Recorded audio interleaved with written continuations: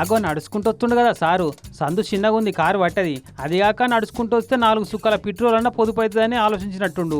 అందరినీ నడిపించుకుంటూ పట్టుకొచ్చిండు. ఇగో గీళ్ళే సార్, గీళ్ళే మీరు పింఛన్ ఇవ్వాల్సింది. అగో మీకోసమే బయట నిలబడ్డట్టుంది సారు పింఛన్దారు.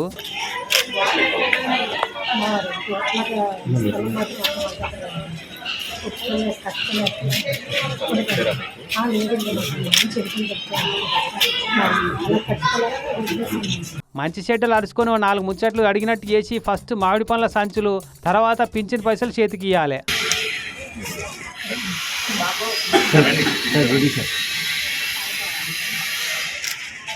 ఇచ్చిర్రా రైట్. ఇక తర్వాత మిషన్ మీద ఎలిముద్రలు వేయించుకున్నారు.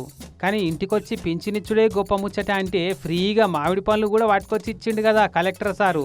ఇక ఇట్లా పండ్లు వంచుతుండు, పింఛన్లు కూడా వంచుతుండని తెలిసి కలెక్టర్ సారు మాకు కూడా మామిడి పండ్ల బ్యాగులు వాటికొచ్చి పింఛన్లు ఇస్తాడేమో అని జ్ఞానాపురం ఊళ్ళో ఉన్న పింఛన్దారులంతా ఎదురు చూసిరట. కానీ ఆ లక్కీ ఛాన్స్కి ఒక్క ఆమెకే దక్కింది.